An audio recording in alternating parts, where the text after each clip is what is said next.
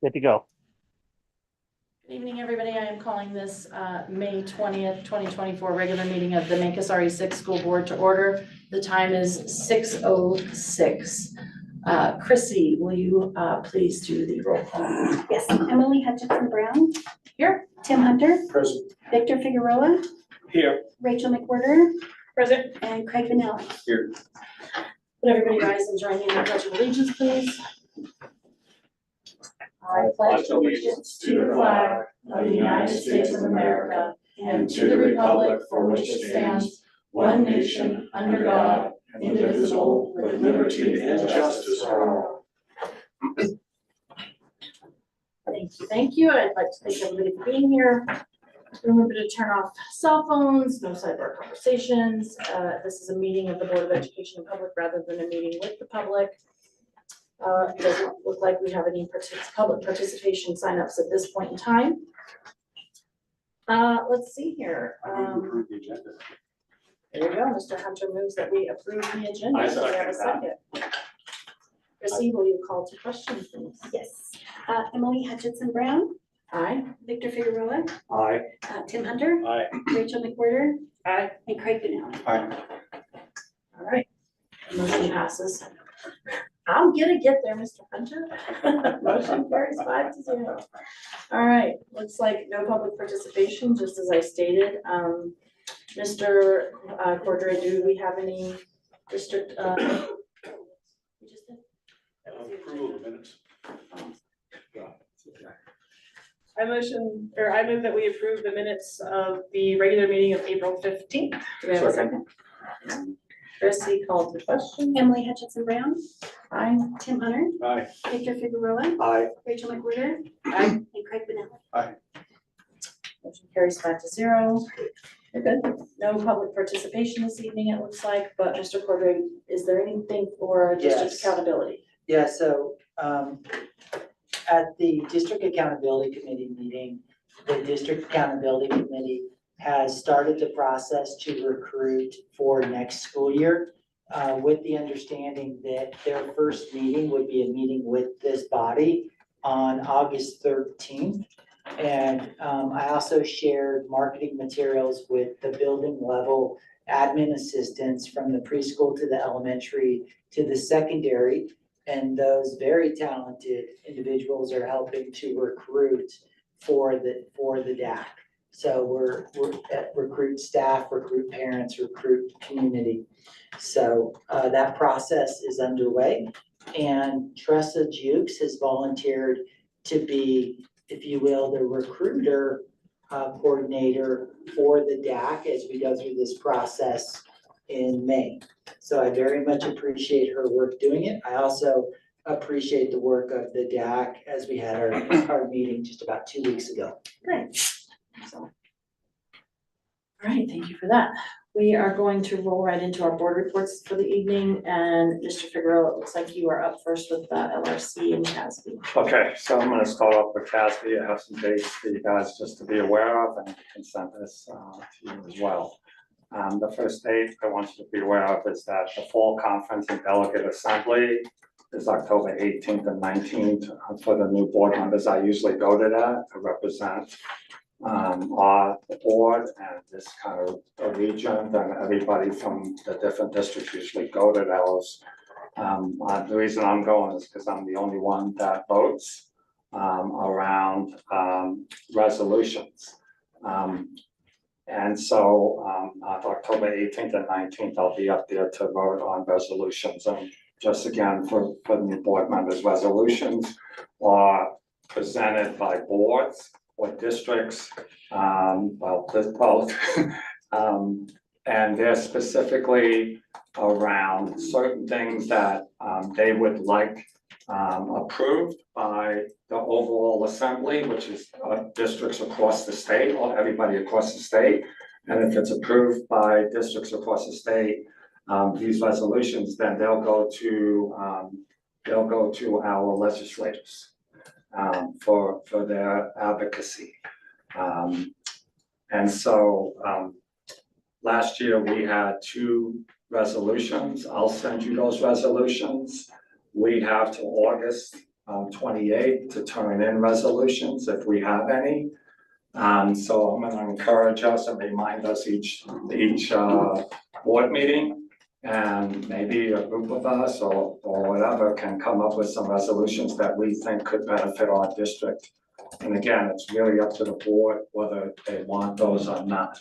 But I have till August 28th to turn something in if we're gonna turn anything in. We don't have to turn anything in if we want to.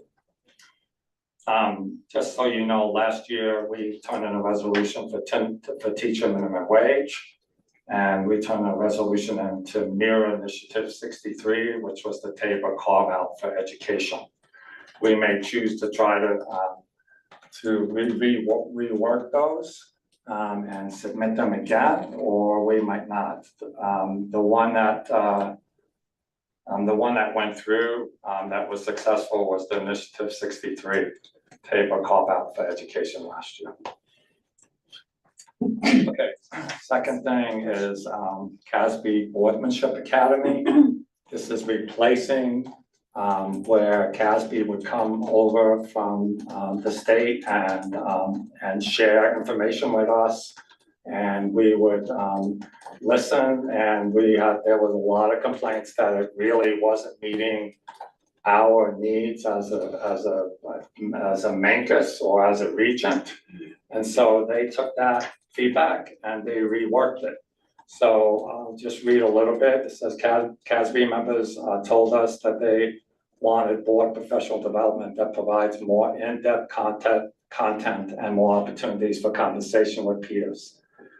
So next fall, our CASB Boardmanship Academy is going to be September 28th, 2024. And that's a Saturday, so it'll be from 10 o'clock to 2:30. There'll be two topics. First one is Master the Art of Effective School Board Meetings. That's going to be one of the topics, and that goes from 10 to 11:45. Then they'll provide lunch and some time to interact with each other. And then the second topic will start at 12:45, and that'll be legal topics that affect districts and students, that affect your districts and students. So, and that'll go to 2:30 from 12:45 to 2:30.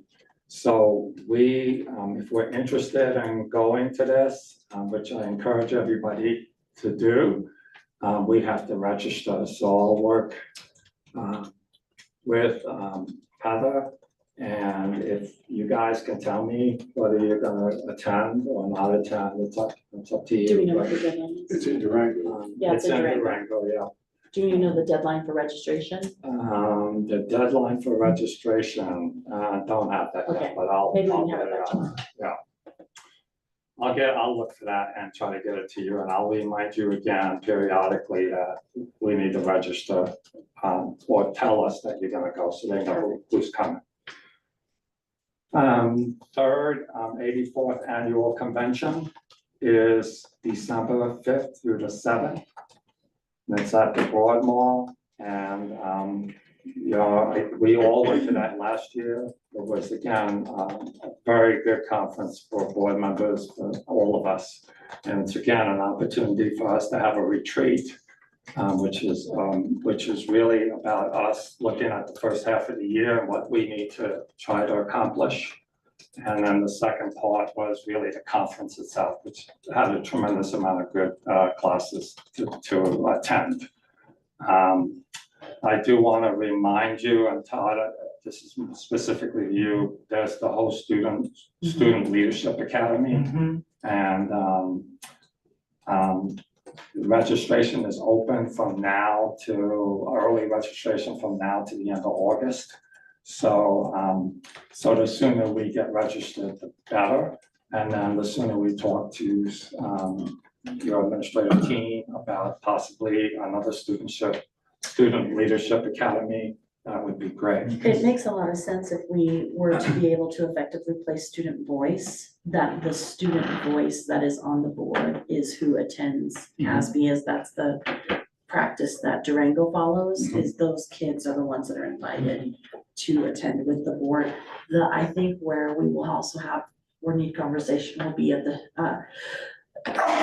excuse me, the chaperone, if you will, right? Because we are all going to be doing our individual duties, and Mr. Cordry will be busy, and so we'll have to discuss how that looks, but I will echo your sentiments that last year with students going, it was very strongly felt as being effective and good quality, and so we'll figure out the dynamics of that, and Chrissy, that obviously is a budget consideration. She writes a note. Right. So the only thing I would say is, I know that we are still working on a student board member and I don't believe it's on our agenda this month. But when that happens, we still need to decide whether it's one or two people, two students.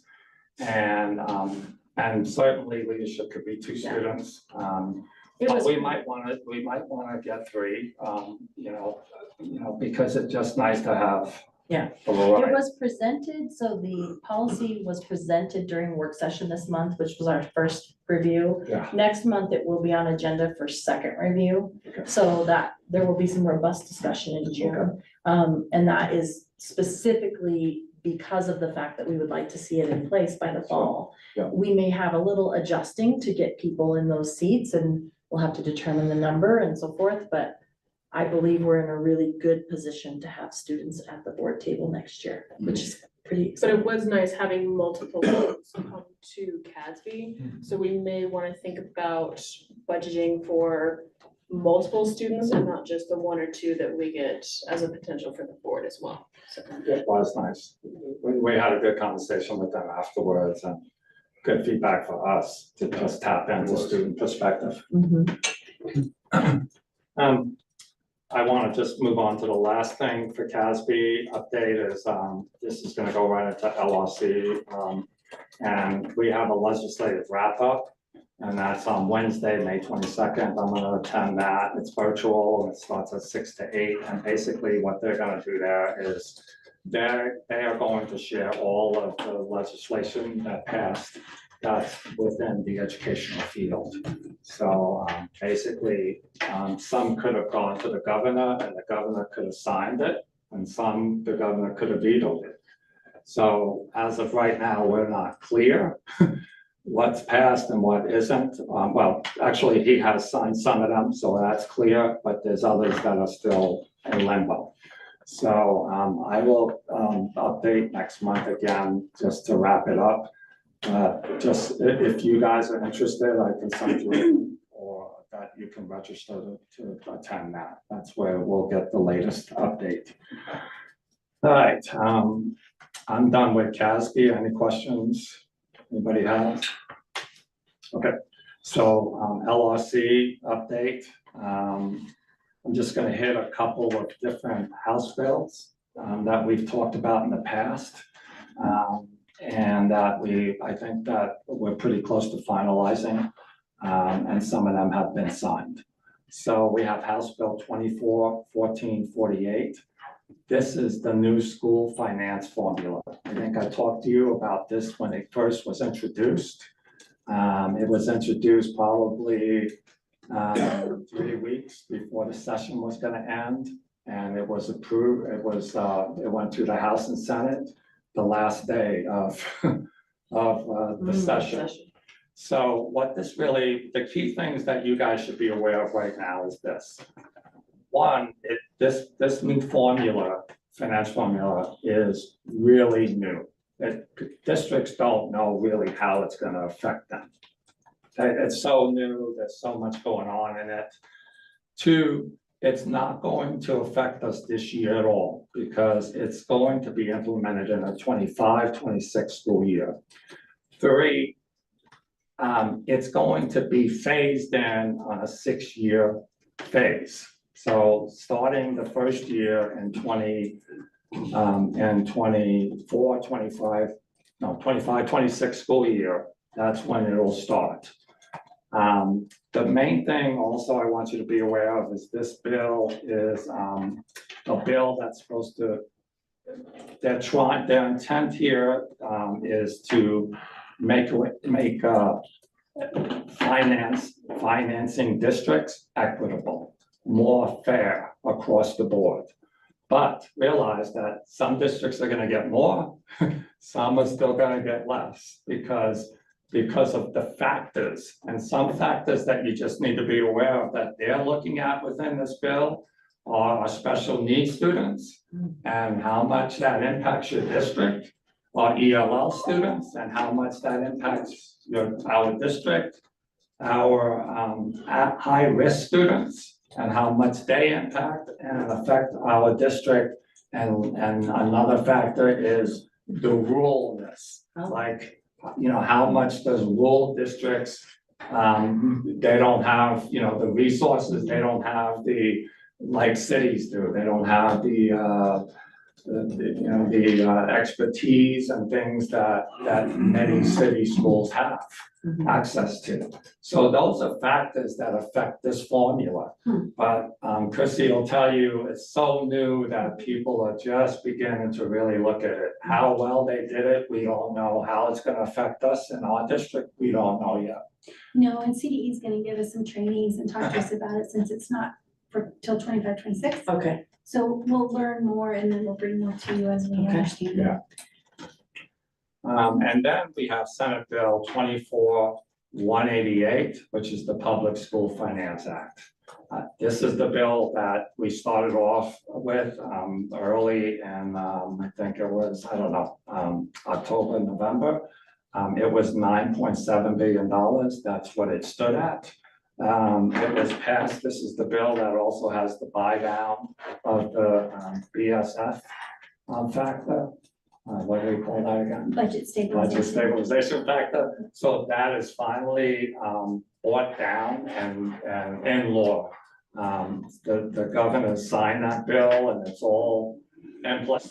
The other thing I just want you to be aware of is the rural funding factor. Part of this is at least in this bill now, and the best thing I could say is that we're not searching for this money or hoping we're gonna get this money next year. It's in there, it's stable, and it'll be in the bill from here out.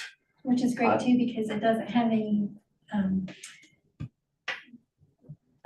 we can spend it on whatever we need to spend it on. There's nothing tied to those dollars like there used to be. So that's helpful with that money being added in. That's great. Yeah. So, so there's a lot of good things from the perspective that we've been working a lot of years to say, you guys at least buy this down and get us off this deal. Knowing, saying that, the next recession could kick in different things. Because it's off the table, but it's not exactly all off the table. If we got into a major recession, they would bring back some things because it's in the bill that says, if we get into a major issue across the state, we're gonna have to put some things in place. But know that that's not the case right now, and they're not looking like it's gonna be the case. This I'm not gonna talk about too heavily because it's so complicated. This is the SB 24-233, and it's the property tax bill that remember went to the voters and the voters said, yeah, we're not gonna do anything with this. They voted it down, and so the legislators put together because the main thing you need to know is they're trying to give relief to property tax. But property tax are tied directly to schools. So when they say we're gonna give relief, does that mean we're gonna get less money for our schools? Well, they assured us that that's not the case.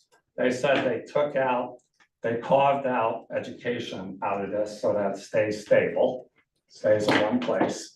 And the rate of assessment for school districts is 7.15%.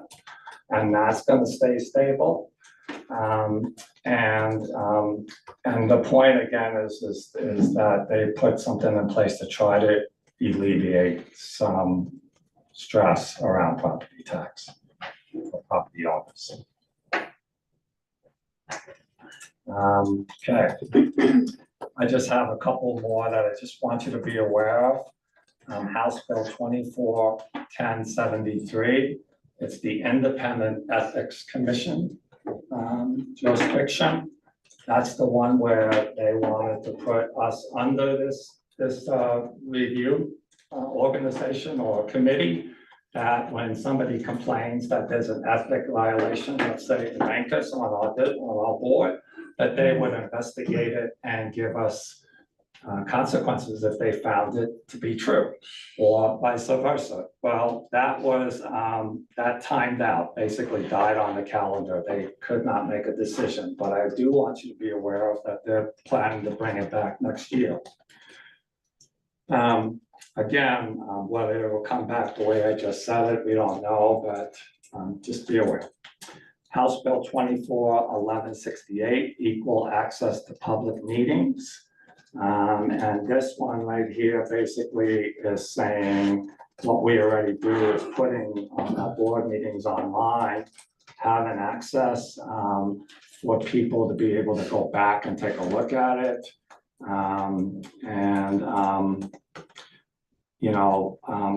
It's again all about equal access, that basically saying. We do some of these things, but we would have to look at it more in detail to find out if there's everything that the good news right now, well, it's not bad that we have equal access. It's good that we would have equal access for everybody to access this. But what I do want you to know is that it died on the calendar too. But again, there's plan to bring this back. So it's not something that we're required right now, but it died because they couldn't get to it. This one is postponed indefinitely. It's House Bill 24-1296, modifications to COBRA. And basically modifications to COBRA is really about, most of this is really about timetable. In other words, right now they say you have 3 days to respond to a complaint. Let's just say they want to up it to 7 days. They're just trying to give districts more time to be able to respond. And if there's an unusual situation that's complicated, they give them 10 days. This bill gives more time for districts to respond, because I think in the past, they've asked for things so quickly and then they get consequence when the district doesn't get it there on time. And sometimes to record all the records, to get everything put together, it just takes more time. This one, again, was postponed indefinitely. The word is it'll come back next session. And finally, we have House Bill 24-1454. That's grace period, non-compliance, digital accessibility.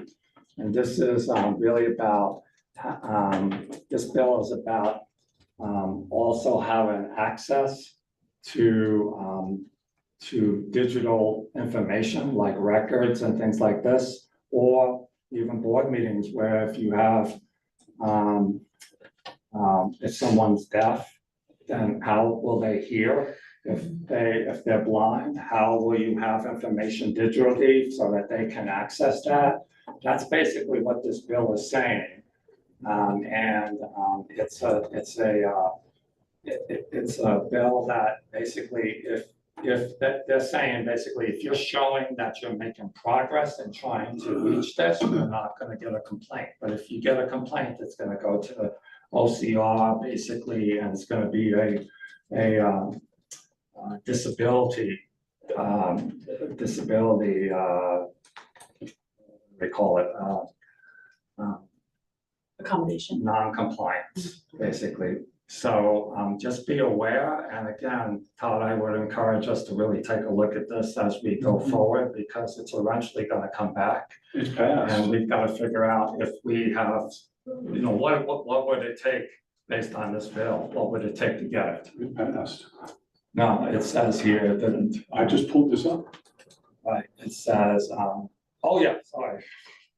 I don't know why I said that. Okay, so this bill has passed the House and Senate on day 119. Okay, yeah, you're right. So it has passed. So Todd, I can send you this and we could take a look at it, or you might know about it already. Yeah, we do talk about it in the Rural Alliance Okay. weekly meeting. Okay. And so there's a hold harmless established in it for year one, Right, but there's a lot of concern around making sure that, you know, the school district's websites and all forms of communication are up to speed. Well, heck, it's only 4 pages long. Thanks, Tim, for, 1448 is 86 pages long. okay. You know, I was just looking up all these as we were talking about. Thanks. Okay, there's a lot other bills that are out there, I just hit it, you know, but you have access to those bills if you're really interested in taking a look, and if you're interested in going to the wrap up, which will talk about all these bills.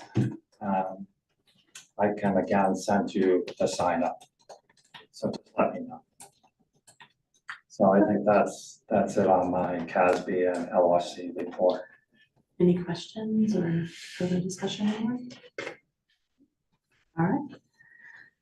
You also, Mr. Figueroa, are not done.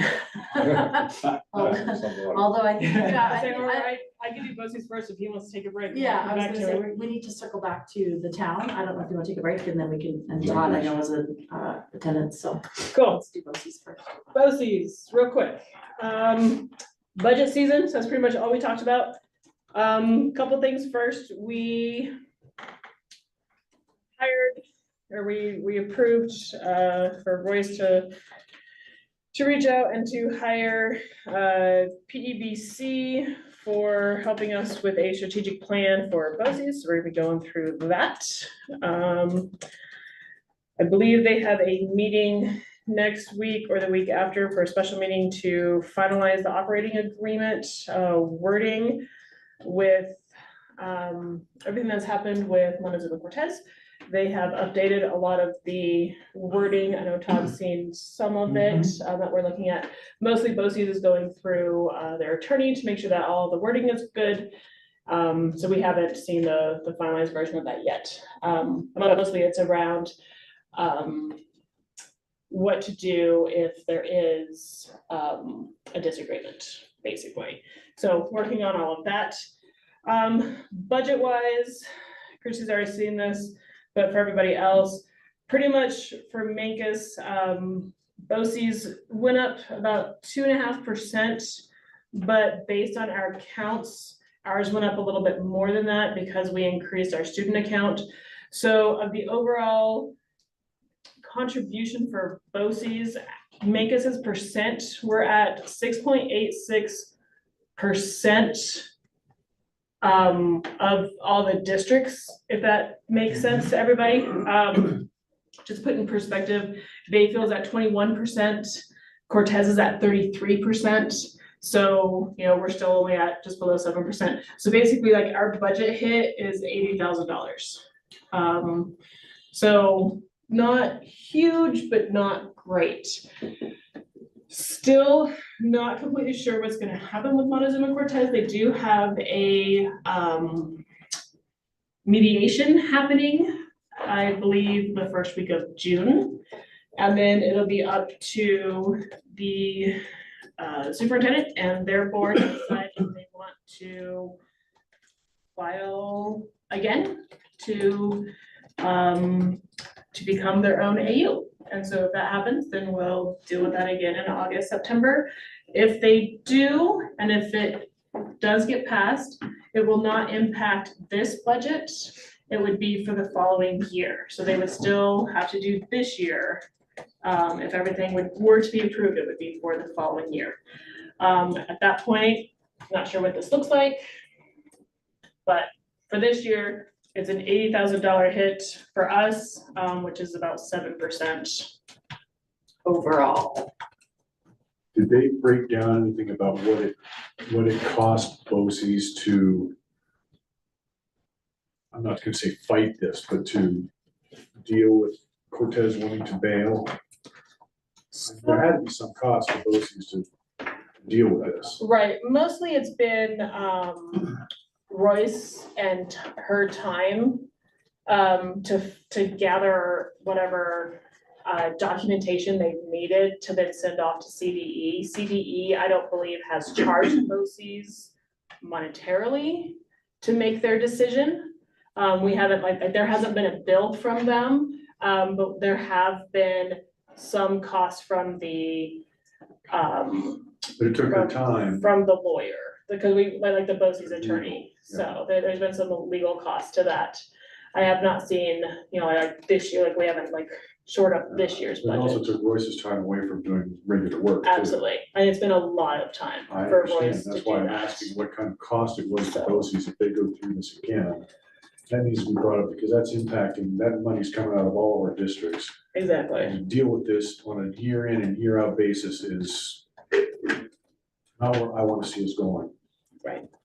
so it'll be interesting to see what comes out of the, I believe it's June. And I don't know what Cortez spent on doing this either, and their board needs to be aware that if this is gonna be an ongoing expense, how that's going to impact them too.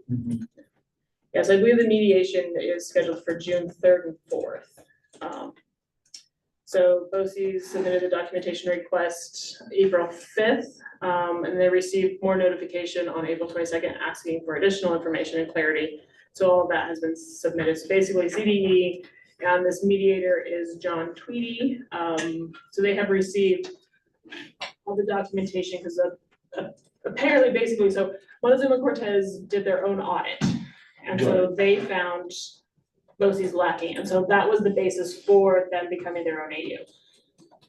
So that's what the mediation is coming into. So I'm not sure cost-wise what Montezuma Cortez has spent and what BOCES has spent to figure this out. And I don't know, right now, we don't know what Cortez is going to do for this next year. We don't know if they're gonna file or not. And I'm not sure what, right now, I'm not sure what the superintendents have. And it just all depends on if Cortez is going to file to be their own AU.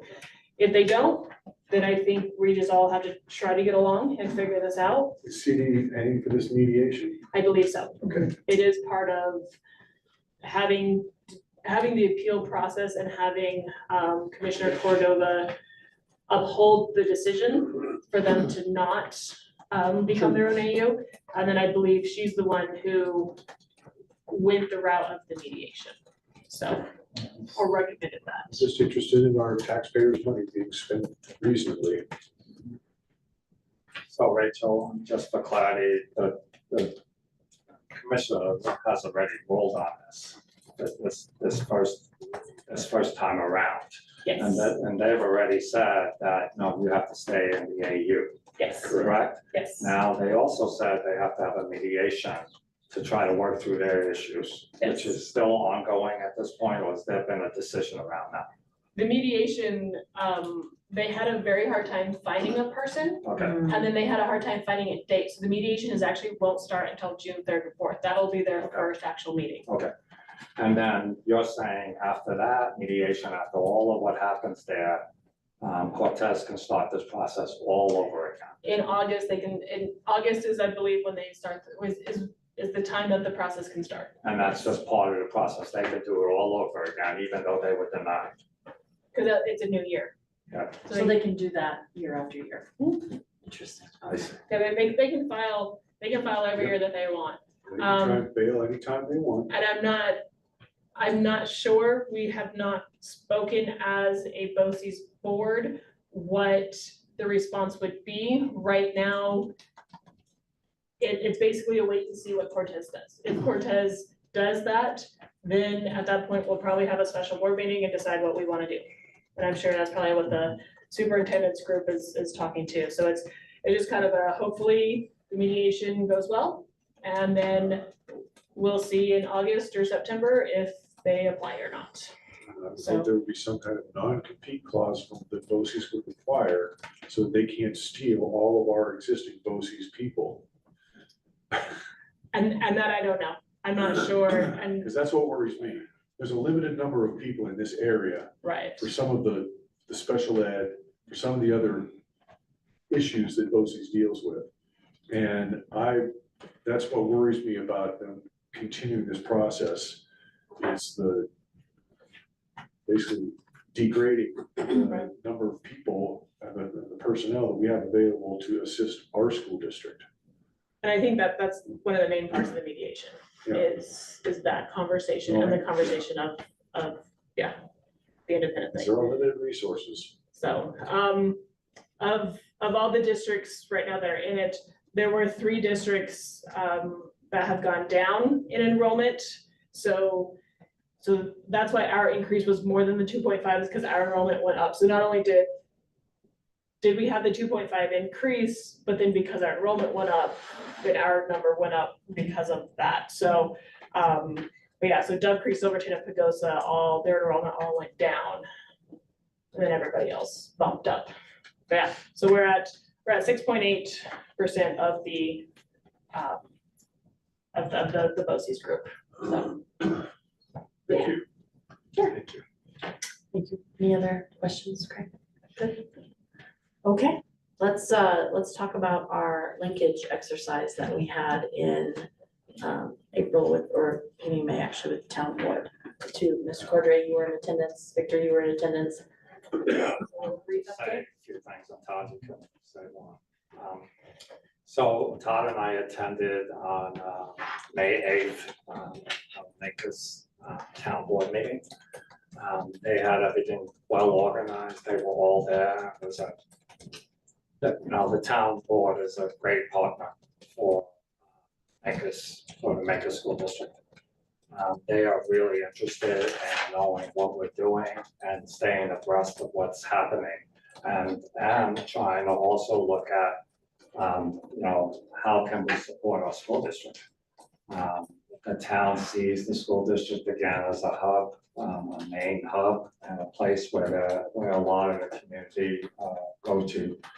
And Todd will talk a little bit. I know he meets with the town board president or The town administrator. administrator. And that's, I don't know if you do it once a month. We do. Yeah, so they stay in connection, but I presented the slideshow that we developed, and it was really good information for them, and they had, some really good questions, and talked about possibly some things that they can partner up with. I think everybody here knows that there's 3 students on our city town board, and they talked about how they give a lot of really good information, and it's been a pleasure to have them on the board. And so I just want to thank the city board for having us, for taking time to meet with us before their town meeting. Do you have any questions about the linkage program, the strategic plan, or any Yeah, of I the mean, I think that, pathways projects or anything like that? yeah, I think that, they said they were familiar with project-based learning because the students talked a little bit about that. They were familiar with some of the things based on the fact that they see kids coming into the community and working with businesses or doing some things, and they get feedback. And that has been really positive feedback, things like that. So things that they have seen that when students come out to do things in our community, and they're very supportive of what we're trying to do, and anything that they can do to support that. Again, the SRO discussion came up, and we talked about how this committee really trying to get feedback, but that we're eager to support the well-being and safety of our school district and the community overall. So it was nice. It was a nice meeting. It was great to talk with them, and they have some new board members and a whole new group there that I haven't been aware of. But they're all great, neat people. So it sounds like the pairing of the students and that student voice being present every single month, along with Mr. Cordray's efforts to meet with the town on a monthly basis.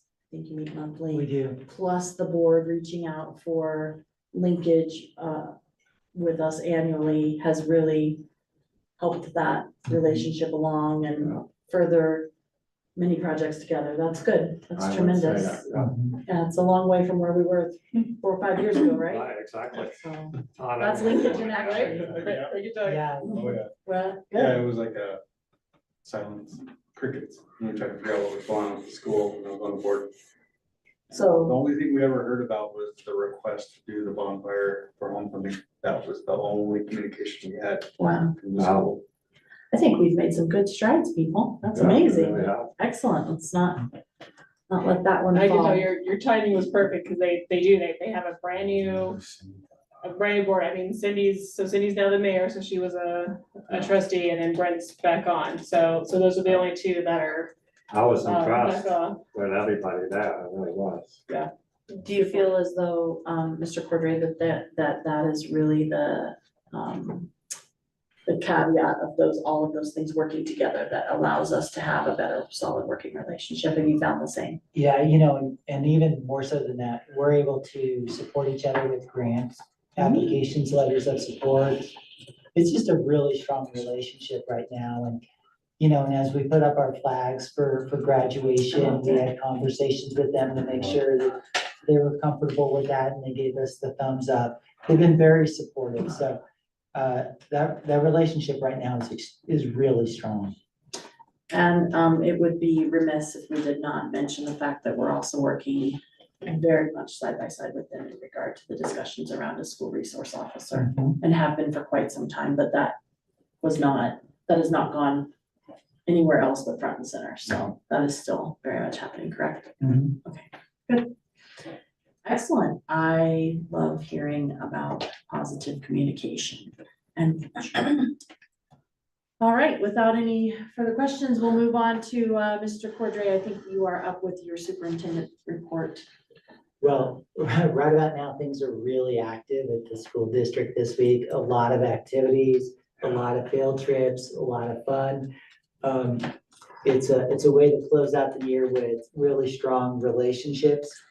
And so it's a great time. And one of the fun things for parents can join us and participate with is on Thursday from 11 to about 1:15, we'll be having a barbecue. And so we'll be having hamburgers. And so parents want to join us, they're welcome to do that. The cost for that meal will be $4.75 for parents or community members. The staff, the board, and students are free. And so that should be a lot of fun Thursday. Also, I shared with the board just some information around special education, and as it relates primarily to in-district and out-of-district students. And what we found is there's a really direct proportionality of the number of in-district and out-of-district students that have IEPs. And then when we looked at the severity of students with IEPs out of district, it was actually a little bit lower than the in-district students. So I just think it's important that we keep an eye on that. Our student count with students with IEPs 5 years ago was at 13.1%. This year it was at 14.2%. So that's roughly about 5 or 6 more kids we have in the district with IEPs. So it's just good information, and I appreciate our SPED director, Brandy Durr, putting together some information. I appreciate Alice Miller doing some research of making sure we knew exactly which kids were in district and out of district. And so that information was shared with the board, just as a way to keep you up to date with information. Also, President Hutchinson Brown brought up that the town's been very supportive with providing resources for a school resource officer. For this year, they have an unofficial school resource officer who's on our campus a lot.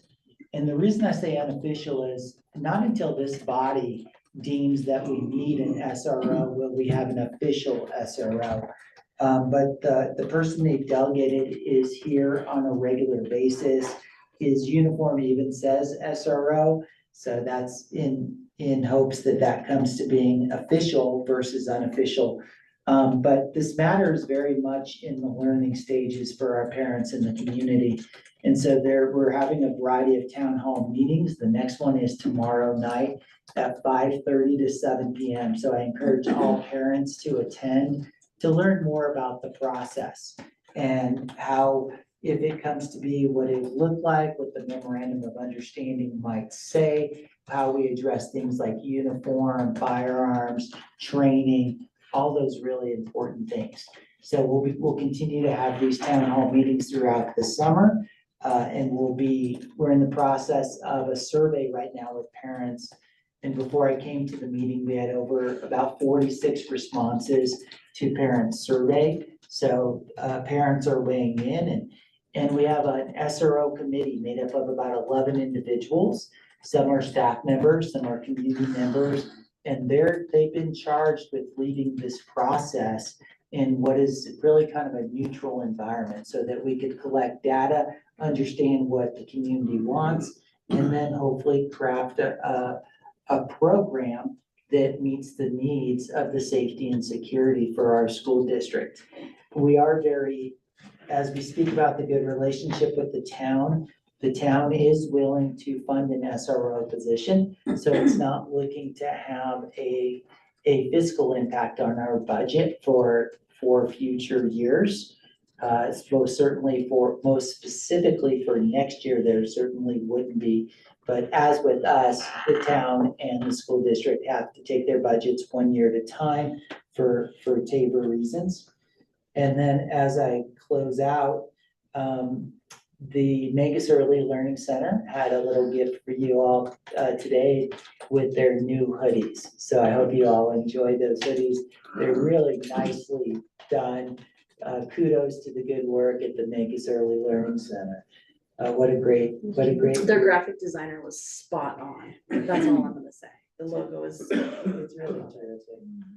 And so, Madam President, that's all I have for a report. I'd be happy to take any questions. Is that town meeting tomorrow at Town Hall? No, thank you so much. It's in the cafeteria. Okay.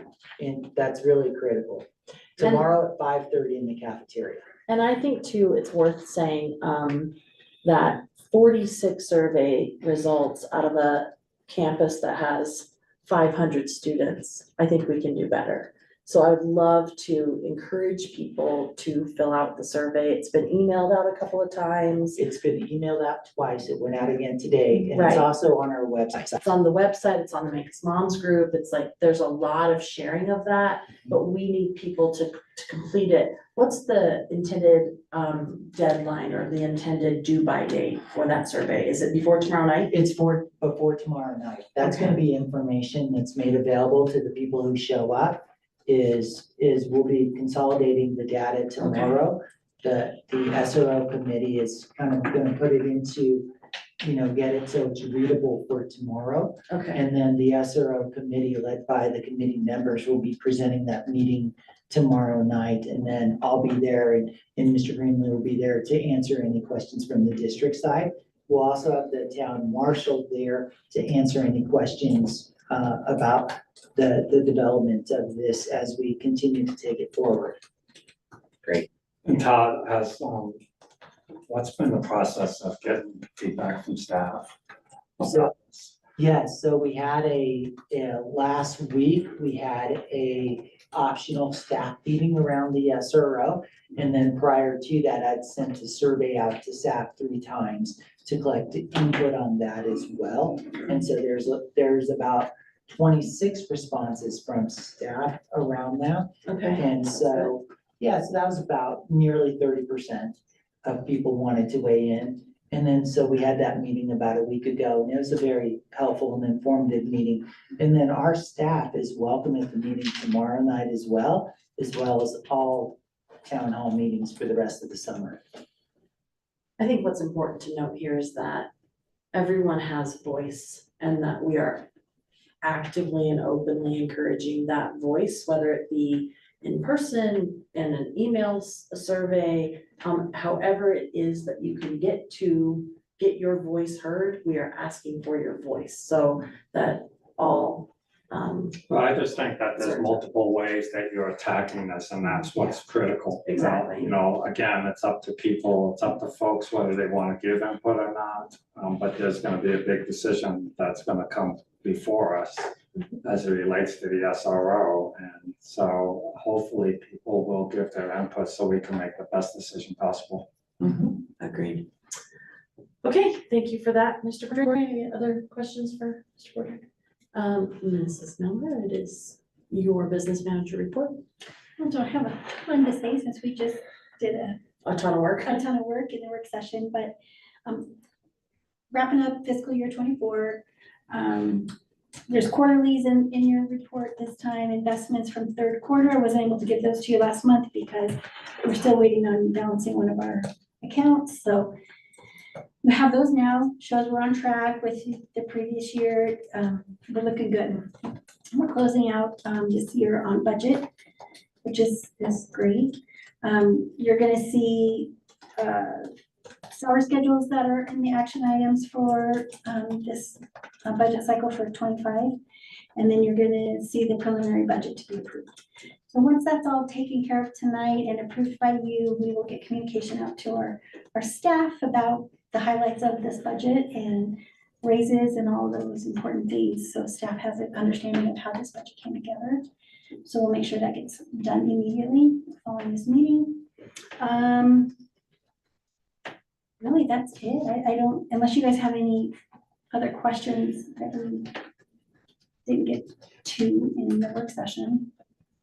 I don't think I have any specific questions, but I do think that it's worthwhile from a public standpoint to mention that it was a priority, first and foremost of Mr. Cordres and has been for the last 3 years, as well as a priority of the board to look at those salary schedules and what we are providing for our staff to be in accordance to the best of our ability with surrounding districts. For the most part, we are going to be able to do that, and obviously specifics will follow. Yeah. But in the approval of the salary schedules with this upcoming year's budget, that will certainly provide a bit more accommodation to our existing and new staff coming on board. Yeah. It is not an easy exercise, and I would point out that it typically means that you are massaging your budget and your accounting in order to try to afford all of the things that are the most important. And at times we tend to hear about things like whether or not our kids have enough pencils in the middle school, or whether or not our buses are gonna have snow tires, and whether it be something as minor as a pencil or something as major as healthcare for our staff. It all is taken into consideration, and I will praise you, Chrissy. I know that you've done this for a few years, but I don't believe that it would be nearly as easy of an understandable process without your expertise and guidance. And I don't know that folks really understand how valuable that really truly is to the district. So you are absolutely incredible. We really do appreciate you guiding us through it, walking us through it, answering all of our crazy questions about things from pencils to health insurance, but it all matters. And most importantly, the work that we're trying to get done for our staff. You all have heard me for now going on 3 years talk about culture and communication, and those are two things that are heavily impacted by that budget. Are we communicating it correctly? Are we communicating our needs? Are people able to communicate with us? Are we putting the information out and about for the not only our staff, but our public to understand what we're doing, right? And that's communication and culture. And there's really nothing more critically important. We have to be able to move forward with that to the best of our ability. So good work to you. Thank you for all of it. And the more to come, because we're not even close to being done. You work all summer, I should remind everyone. Chrissy doesn't get the summer off. She's No. here every day. All right, Before we perfect. move on, I do have one little question. Yeah. Under our investment performances, we have a couple CDs with some pretty low interest rates. Mhm. What is the term of those CDs? I The think, 91 and the 99? yeah, they were 5 years, but I Okay. think they're about ready to Okay, mature, and that's Cool. why we didn't roll those when we rolled those others. okay, We Because it chose to wouldn't have keep them. paid for us right. to pay the penalties to roll them over. So as soon as they do close out, I don't know specifically, but they're coming up very quickly. Okay, Then we can hopefully let's look at that. get a better interest rate on that. Yeah, because right now rates are, Yeah, they're 5%. I don't know what their current are, but we were locked in at 5 for those That's- yeah. bigger CDs. yeah, they're looking at some much Yeah. better ones, so, Yeah, cool, okay. Yeah. That was just, I didn't see that in the first report, so mhm. one random question. No, that's fine. I just don't know exactly the date for the Okay. maturity, but it's coming very quickly. Excellent. Any other questions? Nope. All right, moving on. Under our discussion items, I do believe that this is a typo, Mr. Cordray. I want to just make sure that you're reading it the same way I am. We are not set to discuss the superintendent evaluation until the beginning of the year. So, but what I will mention, because this is top of mind, is one thing that will come in front of all of us in July at our retreat will be our own board self-evaluation. So we will bring a form to the table. We will all spend some time on that. We will attempt to do that. I don't think it's ever been done before in the school district, so that. Not that way. Not that way. So that self-eval will come and hopefully repeat every July. All right. And then also on that item, at the board retreat in July, the board will be receiving a report how the school district did with the district goals that the board set a year ago. There were 5 domains and 15 goals. So you'll receive a report on how well the school district did. And then at that time, you'll be setting the district goals for FY '25, which we'll share with the staff then on August 7th for their input and potential buy-in to those as well. And that's that process where we work through it with the staff. The only request was we were trying to be really mindful of time and make sure that we're not piling too many asks on top of staff at the very beginning of the year. But I believe, and I would encourage anybody to share otherwise, but I believe that the staff appreciated having a voice in that process, whereas before that really had not occurred in the same manner, although it seems like a process with a lot of structure. It is something that allows for conversation around every single goal. And so I would remind us as board members that that date, August 7th, is going to be a really important date for us to be able to listen and do that work. And there's all kinds of things on the radar, you know, from trauma-informed training, curriculum review, very robust work being done. July is going to be busy for us. I also wanted to just, before we get into our final 2 items, wanted to say a few words in regard to the passing of Miss Janie Silver. Janie Silver passed 2 days ago on Sunday, right? I believe. That was yesterday. Yesterday, okay. This is how much I've got going on. She passed yesterday, and she was a teacher when I was in school here, which let's just not say how long ago. Same with Chrissy, same with Rachel.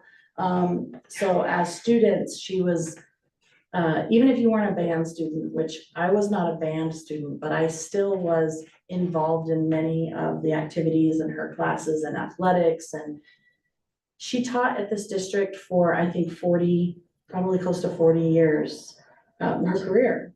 And she had to have touched thousands of students and was one of those educators that left her mark on the world. So I just wanted to acknowledge her impact and her passing, not only her impact with the district and the students, but also this community. This was her home, and she was very well respected and very loved. And so we need to. And Chassa just inducted her into the Hall of Fame, right? She was honored just a few months ago, right? Just for this year, yeah. That's tremendous. Perfect, yeah. I also wanted to mention and acknowledge all of our graduates and our celebrations. Obviously, the board was in attendance at the graduation, which was just Sunday afternoon, and was able to witness and observe all of those young adults walk across that stage. And it just kind of makes you smile, even if you're not close to every single one of them, the slideshow and the families and the air horns and the confetti and, you know, people sweating it out because they want to see the achievements of all of those kids is pretty special.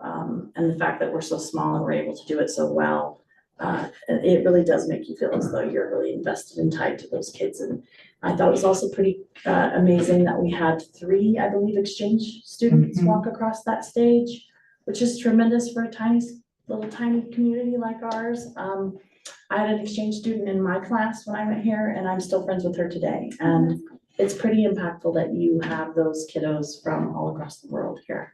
And then also just to remind everyone that yet coming up, we still have the 8th grade continuum on Thursday, preschool and kinder and 5th grade, correct? As well. So we still have some more celebrations in terms of achievement across our campus. And also would like to congratulate, you guys have been doing a great job of putting accolades up on social media.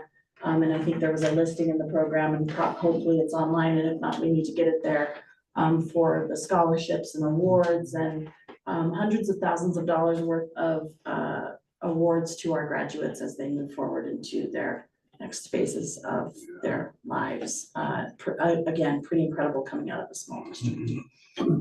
And so thank you for everybody who impacted that, teachers, staff, students. It's very interesting to me that you see kids going across that stage and they're hugging Mr. Cordray, which was heartwarming. And, you know, Rachel, you've impacted so many of them through your business. And I mean, just all across the board, Javi and Ed and Adion, and, you know, we don't just, it's not just teacher student, it really truly is across the board. Coaches, lots of mentions of coaches. I mean, coaches are so impactful, but, you know, so are people like Adion and those that just interact on the daily in a classroom. Our Pathways program, I was able to attend the entrepreneurial presentation. Again, young adults that are figuring it out and really, you know, public speaking, I mean, really tough stuff that we're putting these kids up against, and they're doing really well. So big accolades there that I wanted to mention. All right, we are going to go right into strategic plan objective 1A. We did our work with this last week. So I will open the floor to that. Let's see here. I'm going to read the objective quickly. So we're reviewing, discussing, approving tonight, but the objective 1A is make a school district connect students with local professionals, businesses, and organizations via project-based learning. We had a pretty robust discussion about this. 1A is very similar to 1C. We will be looking at that in June when we do some of that work. Does anybody want to call out any certain specifics from this actual report? I was just impressed with the number and variety of places that we've had kids go out to. I don't even know how many are on the list, but when we first looked at it, it was over 20. Yeah. It was a lot. And that was just programs and places. And then there was a lot of also call outs from coverage, whether it be the Journal or other locations where people are starting to talk about it, which I think is pretty tremendous as well. Project-based learning is not to be, I think, taken lightly any longer. I don't think people always question, like, what's that? I think it's becoming more of a conversation that is more of the norm. And so it's nice to see people having a bit more of an understanding as we walk through. Gosh, this is what, at least our 5th or 6th year that we've been pulling on this thread and really putting it at the forefront of our efforts, which is still the message that's being received today. Without any other, or if there's any other discussion, does anybody want to make a motion? I think this is I don't think this one is up for that. I move that we approve this as approaching standard. I second I think this one is just a review for 1A. I don't think this is up for. No, this is the adoption, correct? I thought that was just 3C. Or is it- I think, no, This one's it's just a for review. Review. So, 3C and 4D are. okay, so we're just reviewing tonight.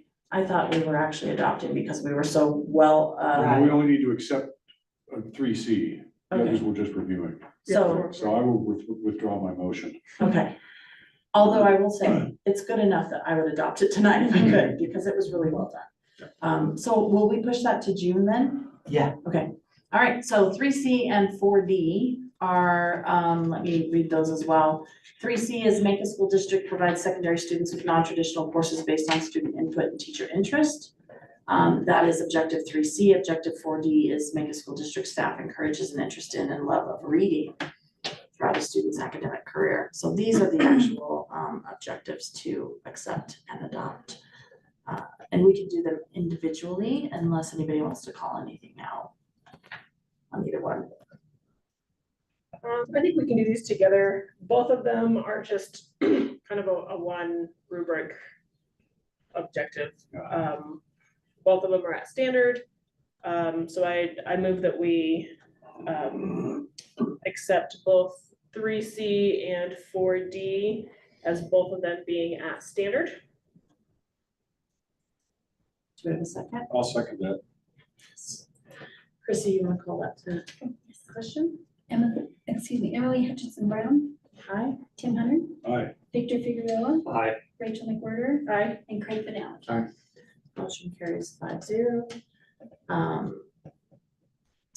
And I think we are gonna move right into our opportunity to look at our action items. If anyone wants to offer a consent motion at all. I'd say action items A through M by consent.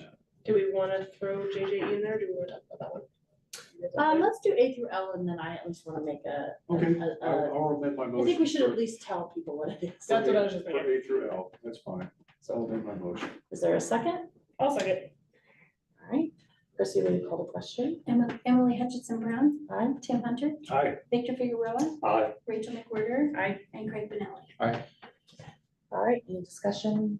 Good, we're gonna go into discussion for M, so the motion carries 5-0. And then if you want, I could speak a little bit to the salary schedule that we just approved. I think that should be great. So let's do discussion around L and then we'll go into M. So discussion around L would be great. Okay, cover that. So in regards to the salary schedule, the starting teacher pay on the salary schedule is $40,000. So over the last 3 years, the Board of Education has been committed to raising it from where we were 3 years ago at $32,700 to now, the lowest a teacher will get paid is $40,000. With the trajectory we're on is a very strong testament to the will of this board and the school district to really focus on teacher salaries. In addition, the first cell of the classified schedule was raised by 8% also. So now the lowest person in the district as far as a wage is now $16.20. So that continues to grow nicely. Everyone in the school district is seeing a raise in the salary schedule adjustments. And the administrative staff as well as the professional staff, that first cell on their salary schedule was an increase by 5%. So the first cell on the classified was just over 8%. The first cell on the teacher salary schedule was 8%. And then for admin and directors, that first cell on their salary schedules was 5%. So it does represent a good increase across the board for our staff. And also, do we care to mention as well that we've adjusted some of our coaching salaries to be more in accordance with the surrounding districts as we were not quite where we needed to be? Yeah, that was an area where we were reportedly quite a bit lower than the other school districts. So some research was done. And so that has now brought us to be on par with our neighboring school districts, just like we've done in the previous year with our bus driver positions. So the school district remains really laser focused on doing everything it can to increase compensation for the staff. I think the other thing that's worth mentioning is that the focus here, oftentimes the focus does go to dollars. But I would also like to point out that Chrissy, you have done a lot of work, Todd's done a lot of work in terms of healthcare and ensuring that our healthcare is in place. There was a little bit of a hesitation and scare with Mercy not confirming contracts. However, that's been resolved, and the ability to keep healthcare policy in place, covered by the district in many instances, and the percentage of that healthcare cost in accordance to salary, which is extremely high, I don't think that it can be allocated across the board, but typically it's anywhere in most industries between 20 to 30% of what your salary is. So if you were making, $100,000 a year, it'd be a $30,000 cost. So not that I'm saying everybody makes that, but it is a very large expense that is oftentimes not spoken about, along with the PERA contributions, and other, items along the way. I personally would commend, the district for trying to keep those pieces in place while not letting some of the other things that matter, donuts on a staff day are still important, right? Pencils in the middle school, it's hard to keep all of these things under your cap, but you guys are doing a really good job at helping us navigate those waters and keep those things in place. And occasionally there is something that has to be adjusted. But for the most part, you have all kept the importance at the helm, with staff being the number one. So kudos to you guys for that. Okay. Any other questions or commentary around salary schedules or staffing or? No? So we will roll into our discussion item M, which is policy JJE. And I will point out quickly, just for sake of the public, that JJE is titled Fundraising by Schools and School-Sponsored Organizations. And I'm going to read just the first paragraph. The Board of Education recognizes that fundraising activities are used by the school system as well as school-sponsored organizations to support school-related endeavors. The board supports the efforts of officially recognized student groups to raise funds as long as the proceeds of these activities contribute to the educational experience of students and that the conduct of these activities does not conflict with or disrupt the operation of the instructional program. There is a list of standards, there's a list of responsibilities, a delegation of authority, and also a very robust exhibit, which aligns with this policy. And a bit of background, I think it's worthwhile pointing out that we have been working, this policy has been within our wheelhouse for well over a year now. It was actually brought to the table with the previous board, and at the time was felt to be of a great deal of importance because we had a policy in place that was many years old and did not have as much of a strength behind it in terms of formality as we all desired.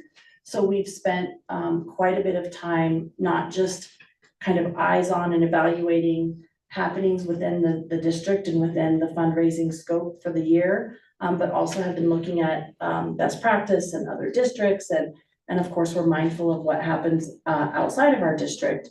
And I would say that by adding the structure and the generally accepted accounting practices, those standards, and working between the business office, the athletics office, and then the board as a whole, has brought about a fundraising process and policy that really is very well thought out and will provide all parties involved, from the students who are working at the concession stand to the teachers who are the sponsors, to the coaches that are fundraising, to the staff that is involved in the school, to the parent that is actually donating. It is going to all tie together with multiple sets of eyes, and this is exactly what really we needed to put in place. So it's been a lot of work. I think this is probably one of the policies we've spent more time and hours on than many lately. And I'm very proud of the work that we've done, and I'm very happy that it is on our agenda this evening.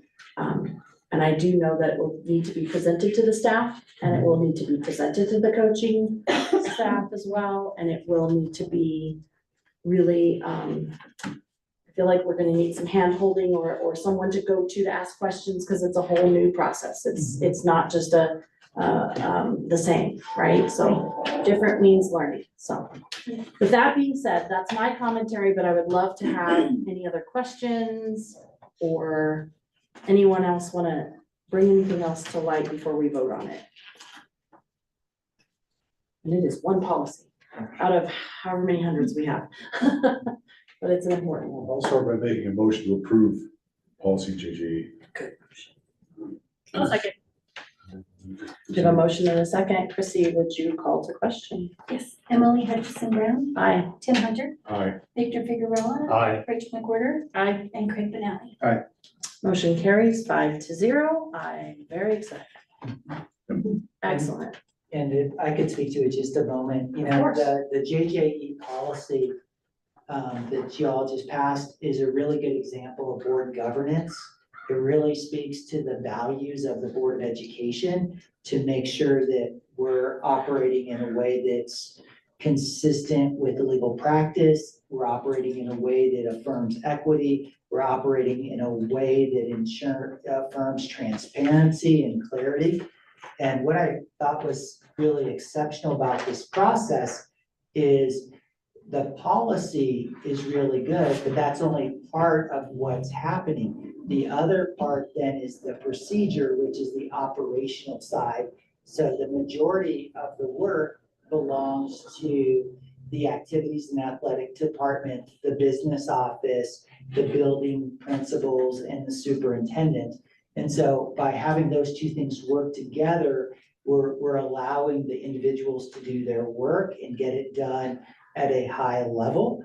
And then we're also affirming to the public that the Board of Education is standing up for really strong values and principles. So this really worked out well. It was a lot of work, but it really, the finished product is remarkable.